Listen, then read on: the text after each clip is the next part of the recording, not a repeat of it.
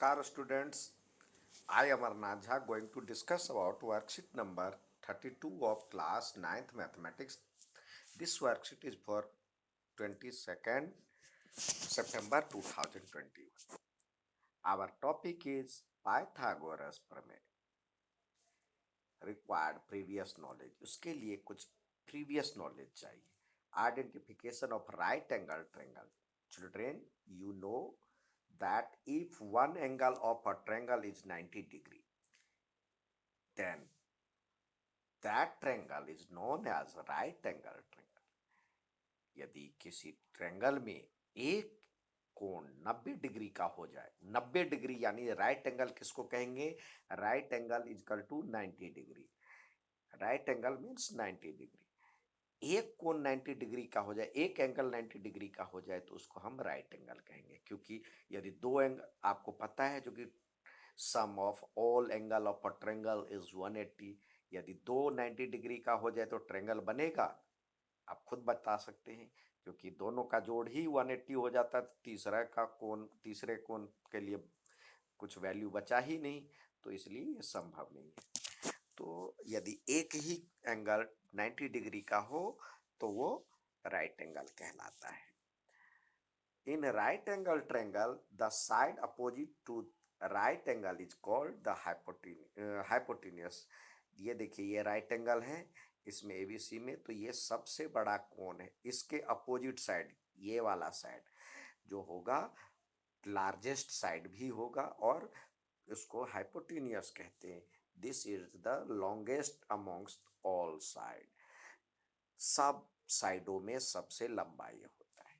In figure ABC is a right angle triangle. Right angle at vertex B. Vertex B पे right angle है. So AC is hypotenuse. Its hypotenuse ये इसके opposite side से ये हो गया, AC hypotenuse हो गया. तो इसके लिए स्मॉल b नाम दिया B के सामने, और A के सामने स्मॉल a दिया नाम, C के सामने स्मॉल c दिया.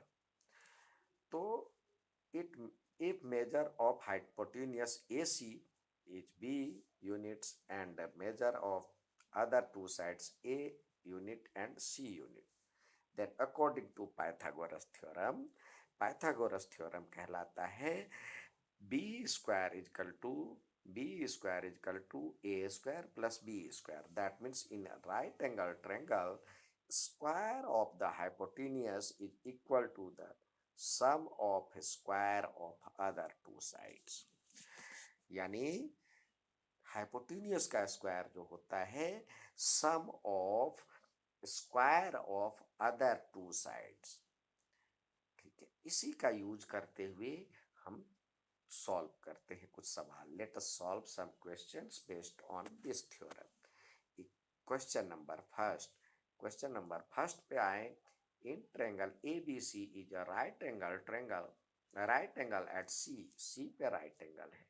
If AC is equal to 5 और BC is equal to 12, find the length of AB. अब AB ज्ञात कीजिए. Solution. In figure ABC hypotenuse क्या हो जाएगा? AB हो जाएगा. AB square is equal to BC square plus AC square according to Pythagoras theorem. AB square is equal to AC square plus BC square. अब AB की value नहीं मालूम है, AC की वैल्यू मालूम है, 5 है, तो 5 का स्क्वायर प्लस BC की वैल्यू 12 है, तो 12 का स्क्वायर दोनों को जोड़ेंगे तो ये 25 और 144 मिलकर के 169 हो जाएगा. 169 किसका स्क्वायर है? 13 का स्क्वायर है. Therefore AB is equal to 13. अब सब में सेंटीमीटर लिखा हुआ है तो length of AB is 13 centimetre. अब क्वेश्चन नंबर 2.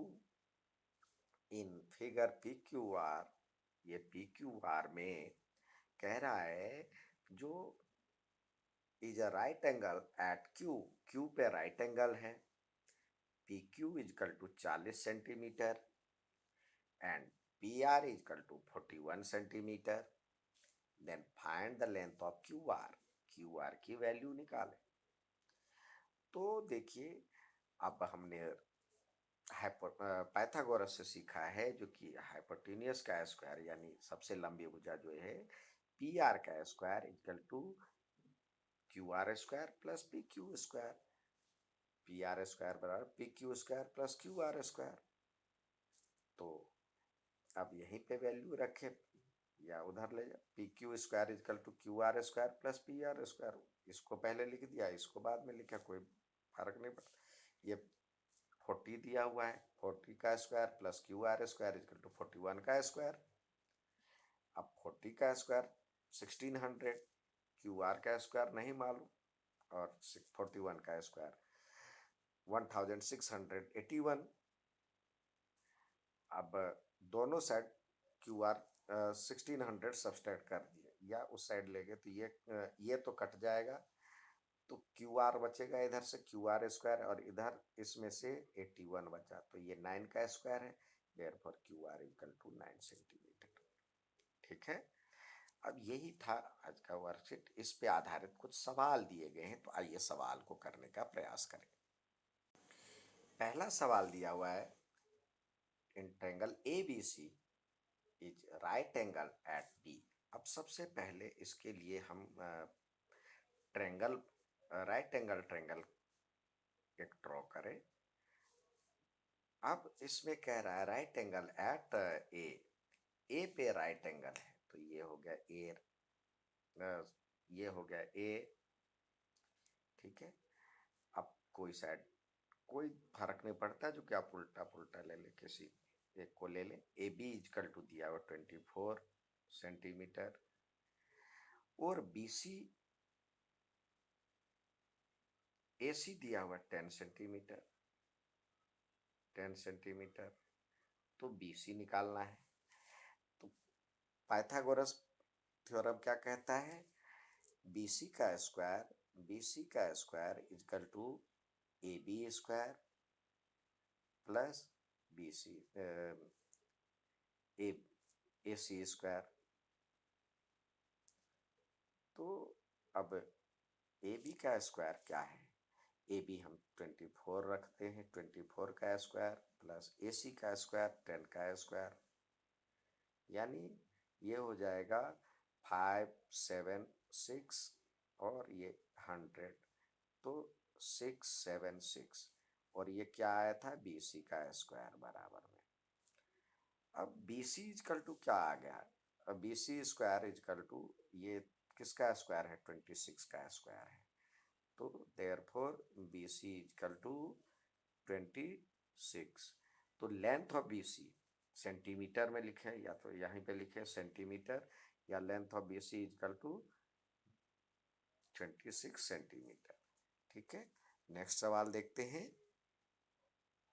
नेक्स्ट सवाल दिया गया है, इस फिगर में देखिए, find the value of x, x की वैल्यू ज्ञात करनी है।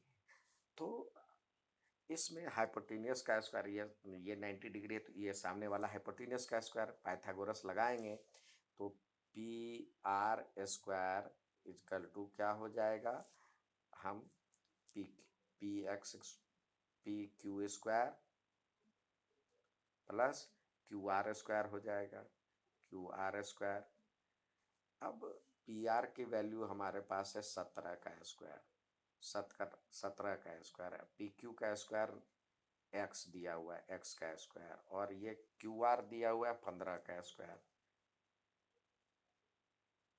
इसको सॉल्व करते हैं तो क्या आ जाता है, 289 और एक्स स्क्वायर, और ये करते हैं तो ये हो जाता है 225।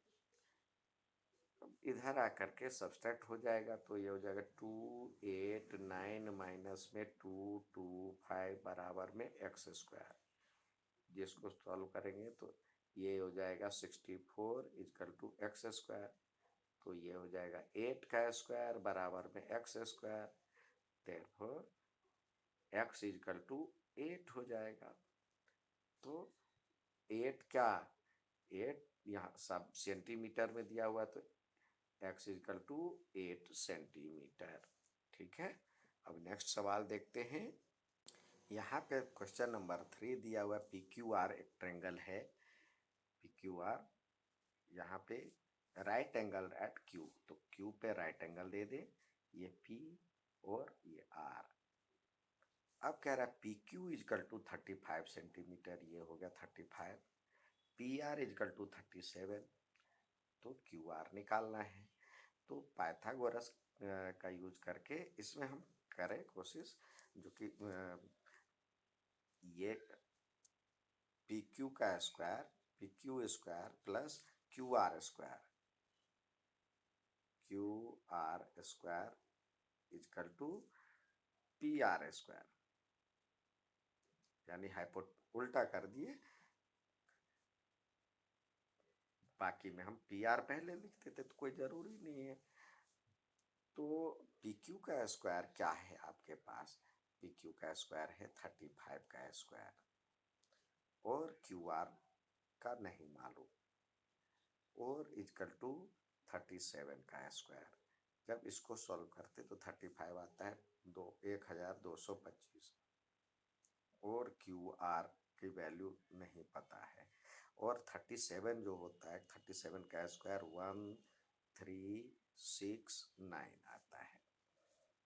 अब Q R square is equal to हो जाएगा 1369 माइनस, ये सब्सट्रैक्ट हो जाएगा, साइड चेंज हो जाएगा, तो बार 1225, जिसको घटाने के बाद 144 आता है। तो ये 144 किसका स्क्वायर है, 12 का स्क्वायर। तो लिख सकते हैं Q R is equal to 12 centimetre. ठीक है, सब में सेंटीमीटर लगा था। अब नेक्स्ट सवाल देखते हैं। नेक्स्ट सवाल दिया हुआ है in triangle A B C, तो एक राइट एंगल ट्रायंगल बनाए। अब इसमें कह रहा है राइट एंगल एट बी, तो बी पे राइट एंगल दे, ये हो गया ए, ये हो गया सी। अब कह रहा है बी सी ये 6 सेंटीमीटर दिया हुआ है, और ए बी 8 सेंटीमीटर दिया हुआ है, तो ए सी ज्ञात करनी है। तो हमें पता ये सबसे लंबी भुजा जो होती है, लॉन्गेस्ट जो होता है, वो हाइपोटेन्यूस होता है। तो A C square is equal to क्या हो जाएगा, ए बी का स्क्वायर प्लस